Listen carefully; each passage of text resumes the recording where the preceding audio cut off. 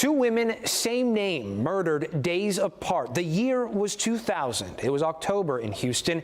Mary Lou Morris was found dead inside a torched car on a rural road in an area north of Baytown. Days later, another Mary Morris was found dead inside a vehicle in northwest Houston. Tonight, Solvable examines the unsolved murders of Mary Morris. The day the nightmare began, October 12th, 2000. My mom didn't make it to work that day. Frantic, Marilyn Blaylock, Mary Lou Morris's daughter, started calling hospitals. No leads. When I got to her house, I just remember when I pulled up, there was a cop car there. Marilyn and her stepfather decided to drive Mary's commute to work, a straight shot west on I-10. Mary, a longtime loan analyst, worked at a bank off Katy Freeway in West Houston. I'm not seeing her car on the side of the road. More anxious, Marilyn received a phone call from her father. He heard authorities found a burned car near Crosby Lynchburg and I-10, not far from Mary's mother's home. Immediately, Marilyn and her stepfather drove to that area. I wanted to drive because I wanted to get wherever this was as soon as possible. Marilyn says her stepfather directed her through the darkness to a specific location at 2600 West Cedar Bayou Lynchburg Road, not Crosby Lynchburg, the location in which her father gave to her.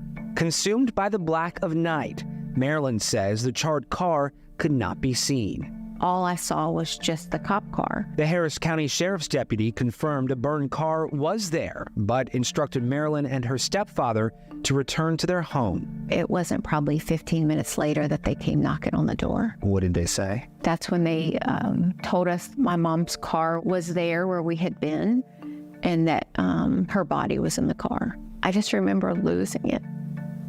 Like just crying, bawling because I think I was in absolute shock. Paralyzed by pain, Marilyn had few answers then and now. Have investigators told you why there has not been an arrest in your mom's case? There's no evidence. Days after her mother's murder, Marilyn was watching the news. The name Mary Morris caught her attention. Like they got all the details wrong. Puzzled by emotions, time was a blur as Marilyn said goodbye to her mother. The one thing that was important to me when my mom was buried is that she be buried with her jewelry. The funeral home didn't want to put my mom in the coffin. They wanted her to stay in a body bag. I know this is probably gruesome. It sounds horrible. I was the only person that saw my mom in her coffin. And when they opened the coffin up, I didn't see her jewelry anywhere. Marilyn called the medical examiner's office. More confusion, as she was told the jewelry would have been picked up with the body. And I said, no, my mom's remains have already been picked up. I just need to figure out where her jewelry is and how I pick it up. And they were like, no, Mary Morris is still here. Marilyn received her mother's jewelry, most of it singed and in a bag, except a heart pendant Marilyn had refurbished. I wear it a lot. A token of love from a person who cherished and nurtured life. It's heartbreaking because she was a good woman. She was a good wife. What is your message to her killer? I want to know why. I also really do want to know how she died. I want to know that my mom didn't suffer. If you could say one thing to your mom. Gosh, I didn't think this was going to be this hard. You're okay. She was a good mom, and you know, she taught me to take care of your family, take care of your kids, work hard. The woman that she was made me the person that I am.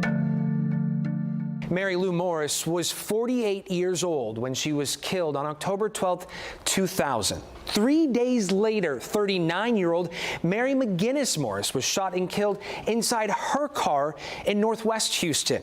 Are the unsolved murders connected? Was this a hit gone bad?